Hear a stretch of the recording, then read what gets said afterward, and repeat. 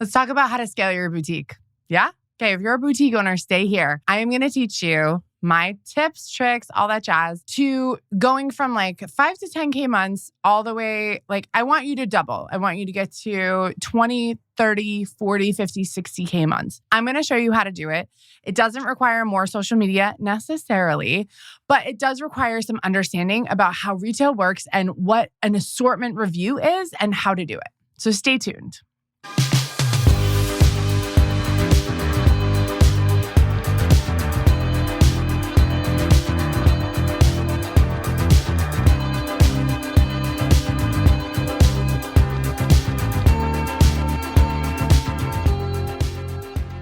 Okay, if we haven't met yet, hi, I'm Emily Benson. I am a boutique consultant, retail consultant, and I help boutique and retail businesses grow from 5K months, 3K months, all the way up to multi-six-figure months, $1 million months.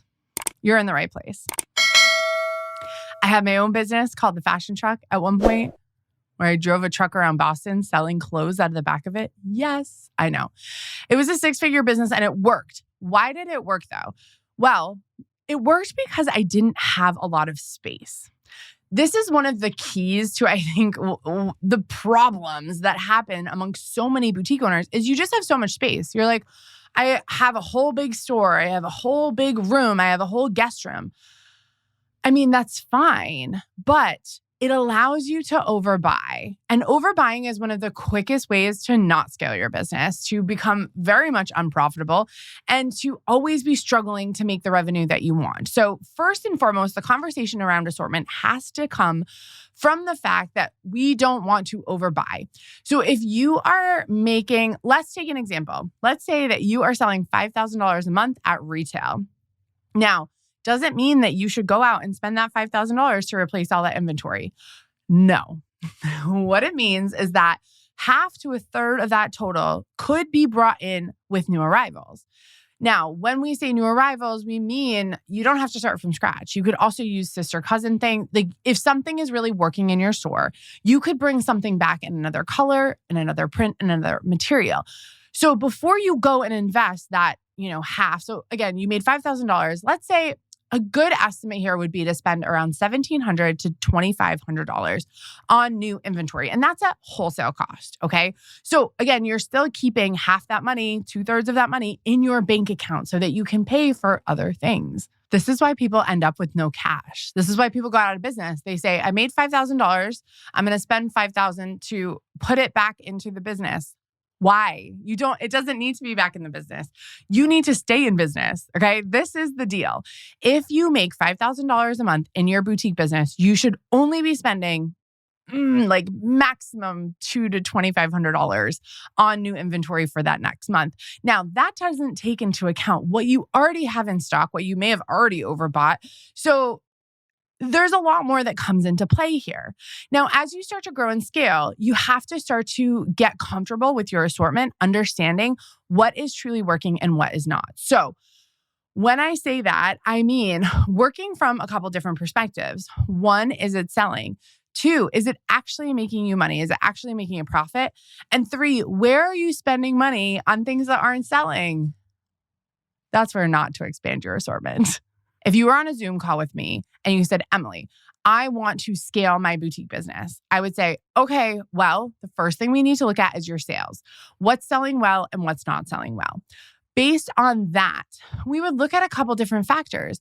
One big thing would be your average retail price. Now, your average retail price can be found by taking your total sales revenue and dividing it by the amount of units you sold. So if you sold $100 worth of inventory, $100 was your monthly revenue, and that was 20 units, then your average retail price is $5. 5 times 20 is 100, right? Right. Okay.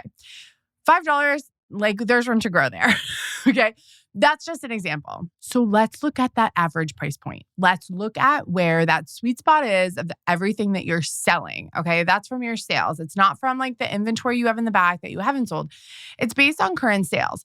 When we know what your average retail price is, then we can make adjustments. So I'm going to give you 2 examples of people who, like boutiques, if they came to me, retail stores, if they came to me, what I would say to them. Okay. So first example is going to be a boutique whose average retail price is between $30 and $40. So let's just put it at $38. So everything that they're selling out the door, the average retail price that they're selling it for is $38. Okay. The first thing in my head would be like, whoa, that's so low. Fine. You're giving TikTok discounts, whatever. I don't care.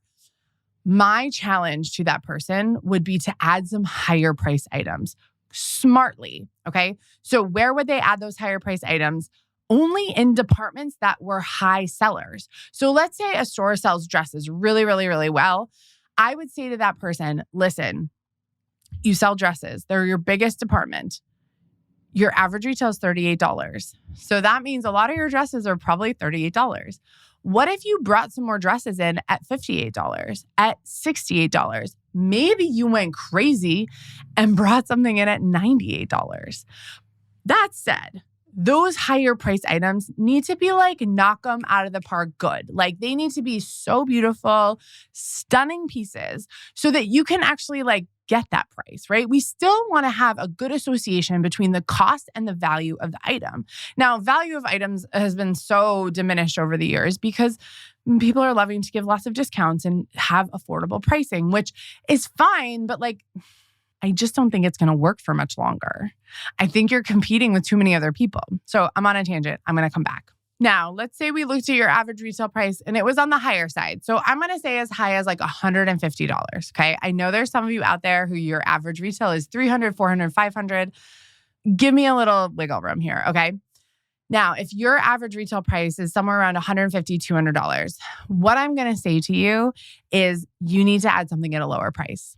And you'll say, what? You're going to devalue my brand? No. What I'm going to do is look to companies like Gucci and the big guys to say, how did they get new customers? How did they allow people to be accessible to their brand? Their belts, their small leather goods, their wallets. I've seen a bunch of TikTok videos where people are coming out of stores and the interviewer says, hey, what did you get? What did you get? They're from Gucci, Louis Vuitton, like all these places. And almost every person whips out something that's under $1,000. Many whip out something that's under $500. Now, let's take that concept where at a Gucci, their average retail must be somewhere in the $2,000s, $3,000. Like I would say between bags, which probably are their biggest department. I don't know. I've never worked for Gucci, but I would guess that handbags are what lead the company. And then clothing and shoes, well, shoes are probably high up too. But shoes are under $1,000. So if you even notice with some of their most popular bags, what they've done is they've added lower price bags that are in the same line. So they say, okay, the signature bag for this style is $2,200. That's the mainstay sweet spot. We're going to make really beautiful, like different fabrics, whatever on the higher end. So we're going to go up to $5,000 on this. We're also going to make mini versions of it. Maybe it's in a cheaper material. Maybe it doesn't have as much hardware on it. It's not worth as much as that $2,200 piece, but they're making things that are cheaper. Again, the belt is such a good example. It's made out of the same leather and it's the same idea as bags, but it allows you to be accessible to people who that are new. So I call this the Gucci belt principle. The Gucci belt principle is that if you have a higher end brand, adding something that's a lower price, that's more accessible to a new customer, someone who's just trying you out, or someone who just really can't afford what you sell, you're giving them a piece of the pie. You're giving them something to love on of your brand because really, brand is everything. And when people are bought into your brand and bought into what you're selling and the lifestyle that you're selling, they just want anything. They want a piece of it. And there's a lot of brands, we've seen this again on TikTok, that are now only at $400, only at $300, only at $500. Like everything has sort of gone both ways.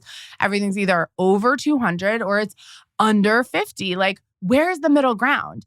This is where that Gucci belt principle comes in. So if you have a business, a retail store, a boutique, where you're selling things for $100 to $200 to $400, I really urge you to consider adding some things that are really special, really cool, really branded, but maybe aren't as tricked out as the more expensive things in this under $100 price point. Now, no one said you have to go under 50. I would love you to honestly stay between 60 and 100 if you can, 70 and 100 if you can. but you make it a little bit more accessible to people. They get to wear your brand. They get to like be a part of the mystique. You get to still make money. And honestly, what I've seen over and over is more people add dollars. They add upside money to their business by offering either of these, either higher price goods because their things are lower priced, or lower price goods because their things are higher priced.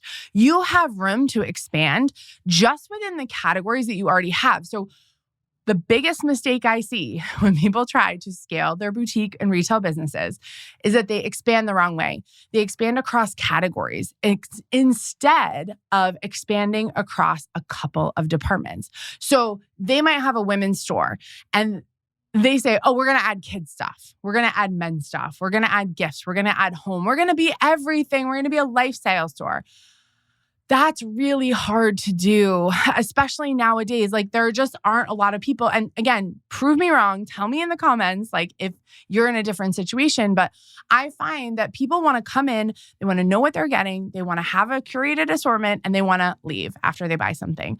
You might be in a community or in an area that can support more of like a lifestyle store, but that's just not everywhere. And I don't know how much longer that's going to last. It feels like people are going the way of niche stores, niche experiences, really being curated to one particular person. So the mistake often happens with a, very solid women's boutique that they say, we're going to add kids stuff now. Why? You don't need to. Like you really don't. And I think that's what so many people think. Like if you want to have a kid store, go open another kid store. Like open it separately. Okay. And it can be next door. Maybe you start small. But the logical answer to trying to scale your business is not to add not to add categories, genders, gifts, whatever. The logical answer is to expand on what's working. So again, let's go back to the dress example. If you're selling a ton of dresses, what we would do is we would drill down into those dresses. We would look at what's selling best: casual dresses, work dresses, fancy dresses, shower dresses. I don't know. What are the different departments in there and what's selling best there? That's where you expand. You expand on what's working. You don't try to go and do something new that you don't know much about. You don't try to add like gifts and more decor, like all these other things. You stick to what you know works and you give your people more of what works. And part of doing that is this idea of adding higher price or lower price items. So I really hope this helps you understand how I love to help boutique and retail companies scale. That really is a passion of mine because there's so many people, and honestly, anyone these days can start a retail business or a boutique, but not everyone can scale and maintain them and stay profitable. So if that's your deal and you're ready for it, stay here with me. Here's to making lots of friends and making lots of money. I'll see you guys on the next one. Bye.